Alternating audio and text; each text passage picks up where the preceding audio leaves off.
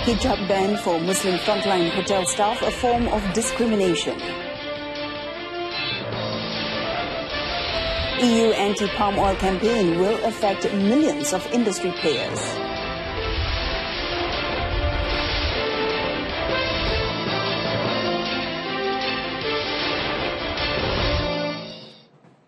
Hello and good afternoon. I'm MOHANAAPRIYA. Welcome to News on 2. Tourism and Culture Minister Datuk Sri Nazri Abdul Aziz has slammed the hijab ban for Muslim women working at the front line of hotels as practiced by some hotel chains in the country, describing it as disrespectful, irresponsible and a violation of the federal constitution.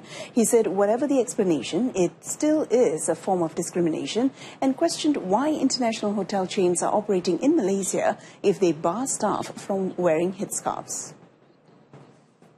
Di setiap negara mempunyai undang-undang tubuh ini, dan apa saja aktiviti yang dilakukan di sebuah negara tidak boleh bertentangan dengan perlembagaan itu. Dan ini merupakan satu bentuk diskriminasi kerana dalam perlembagaan jelas menyatakan bahawa tidak boleh berlaku diskriminasi atas apa-apa alasan sekalipun. Datuk Sri Nazri added that international hotel chains should respect Malaysian law and culture, pointing out that 60% of Malaysians are Muslims. On November 6, the Union Network International Malaysia Labour Centre said in a statement that it had received numerous complaints from female hotel employees claiming that the management does not allow them to wear headscarves to work. The Fire and Rescue Department are preparing themselves to face the second wave of floods expected to hit the country this year. According to its Director General, Datuk Sri Wan Muhammad Nur Ibrahim, a directive has been issued to fire personnel to be on high alert, adding that the department would also be reviewing its standard operating procedure. Met yesterday after attending the National Seminar on Playground Safety Standards 2017 in Putrajaya, Datuk Wan Muhammad Noor said 12,000 fire personnel have already had their annual leave frozen and would be on standby for any emergencies. He noted that at the beginning of the second phase, the department would be focusing on flood risk rescue operations in the East Coast. Kalau mengikut cuaca pun, second wave ni lebih kepada Pantai Timur dan kemudian akan bergerak ke selatan dan juga ke Sabah dan Sarawak. Mengikut ramalan cuaca, ini memang satu fenomena biasa. In anticipation of the monsoon season, Datuk Wan Muhammad Noor advised the public not to panic and urged those living in flood-prone areas to be prepared to move when asked to do so, bringing with them only important documents and valuables. The government is urging all quarters, especially the media, to stop publishing articles which will cause racial conflicts among the people. Communications and Multimedia Deputy Minister Datuk Sri Jailani Johari said those involved in the traditional or electronic media sector are responsible in safeguarding the country's harmony.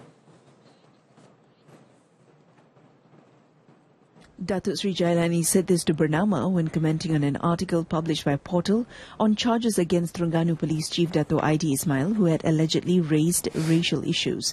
He added that there was no reason for the Portal to continue publishing articles and posting comments from netizens. Meanwhile, the Inspector General of Police Tan Sri Muhammad Fuzi Harun on Saturday had reported to the racial profiling allegations against Dato' ID Ismail, who reportedly said Terengganu was free of gangsterism as 97% of the people were Malays, and their culture was an advantage and can prevent crimes related to gangsterism.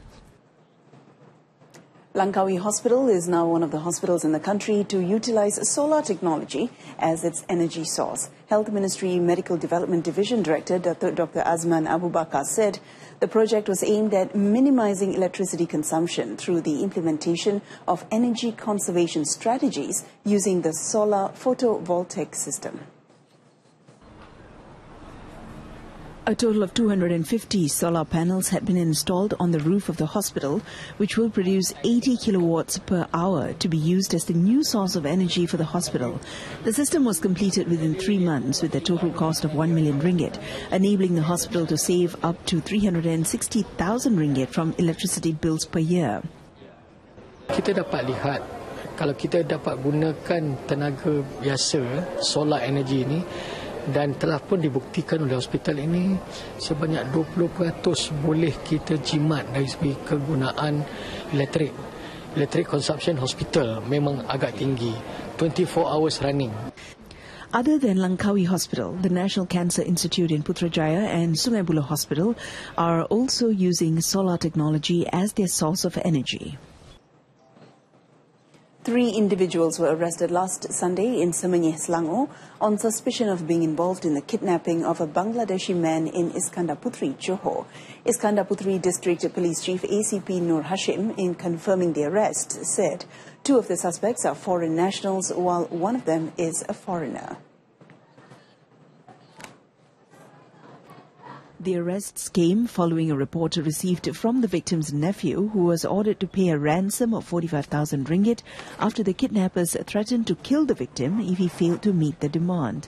Police also seized 2 cars, 10 mobile phones and a bank account book.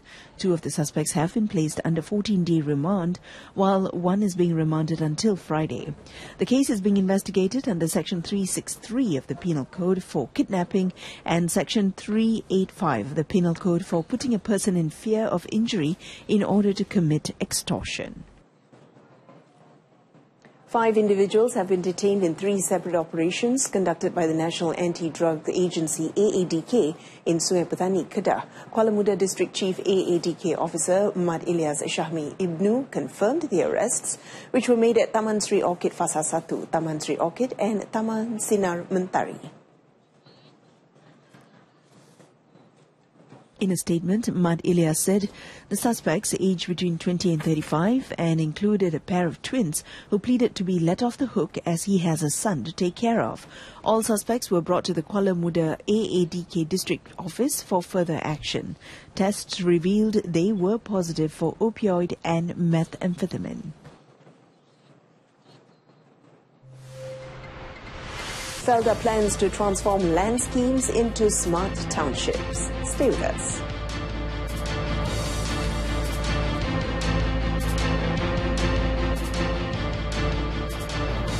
Prime Minister Datuk Sri Najib Tun Razak said millions of oil palm smallholders and palm oil industry players will be affected if the anti-oil palm campaigns in the European Union continues.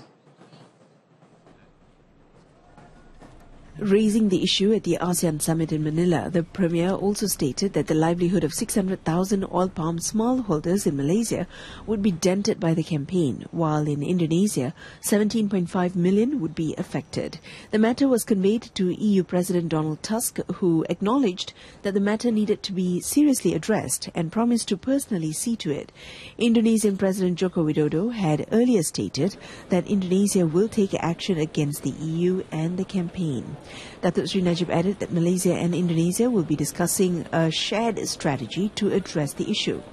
85% of the world oil palm production comes from Malaysia and Indonesia. Meanwhile, the value of palm oil exports is expected to exceed 70 billion ringgit this year compared to 67.6 billion ringgit recorded last year. Minister of Plantation Industries and Commodities, Datuk Sri Ma Siu Kiong, said the value was at 51 billion ringgit between January to August this year. Importer of palm oil and palm oil product is European countries, EU. The second is India, and the third is China. Yeah. But the ASEAN countries, Philippines, Vietnam, they are increasing in terms of demand, and also countries like Iran. Iran has got big potential. Commenting on the possible ban of palm oil-based biodiesel by the end of 2020, Ma said this was a clear case of discrimination against palm oil and went against the World Trade Organization ruling, given that other oils would still be allowed until 2029. Datuk Sri Ma said this at a press conference held after officiating the International Palm Oil Congress and Exhibition 2017 in Kuala Lumpur. He added that the Comprehensive and Progressive Agreement for the Trans-Pacific Partnership, replacing the TPP without the United States, will pave the way for Malaysian commodities to penetrate markets such as Chile and New Zealand. Felda settlements will be converted into smart townships under its Felda 2.0 program aimed at transforming the sociological aspect of its settlers ahead of the 2015 National Transformation, or TN50. Its chairman, Tan Sri Syarif Abdul Samad, said the project will begin at the Lurah Bilot Felda settlement in Bentong, Pahang in January next year.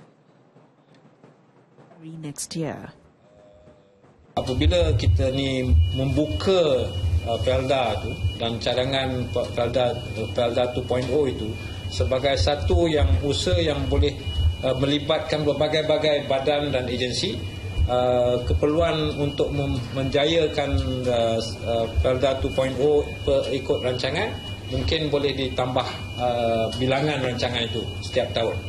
Tan Sri Syarif said attention on environmental stability would also be given to Felda settlements, such as in Lurah Bilot, in order for it to be developed as a location for agro-tourism. He said this when sitting as a panel in the National Transformation 2050 dialogue session on new generation of Felda leaders' aspirations towards 2050 in Kuala Lumpur. The Ministry of Domestic Trade, Cooperatives and Consumerism has submitted the proposed amendments to the Cooperative Societies Act 1993, Amendment 2007, Act 502 to the Attorney General's Chambers to be scrutinized. Minister Datuk Sri Hamzah Zainuddin said at present the ministry was still waiting for the AGC's decision before the amendments could be tabled in Parliament. Jadi apa yang kita nak lakukan adalah berikan kebebasan, tetapi bukan bermakna mereka tidak payah langsung hantar apa-apa kepada SKM.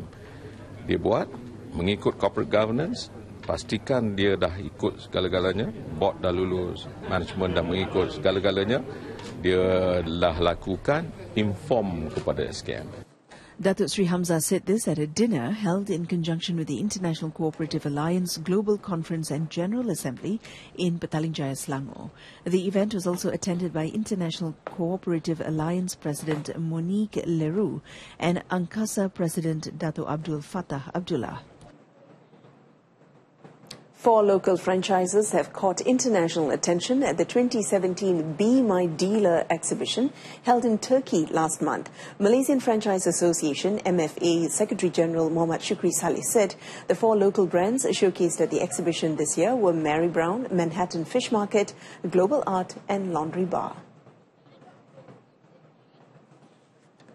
Muhammad Shukri stated that franchisees were planning to open 5 branches for the first year of operation. With 110 potential franchisees identified, the MFA was looking at potential investment of 125 million ringgit. Dia adalah pintu untuk ke Europe dan dia dengan konsep bisnes Turki ini dia macam konsep terbuka sekarang, dan kita melihat sebagai ini adalah satu langkah pertama kita masuk dengan empat brand ni. Mungkin masa akan datang kita tengok apa lagi produk-produk yang ada demand untuk kita masukkan. Mungkin saya kata tadi in terms of the education is one of the good prospect. The brands have also received inquiries from other countries such as China, India, Tunisia, Egypt and Saudi Arabia during the event, which is the world's second largest international franchise exhibition. Currently, there are 68 Malaysian brands operating in 65 countries. And that concludes this afternoon's edition of News on 2. In our top story, hijab ban for Muslim frontline hotel staff, a form of discrimination and violation of federal constitution. I'm MOHANAAPRIYA. Thanks for watching.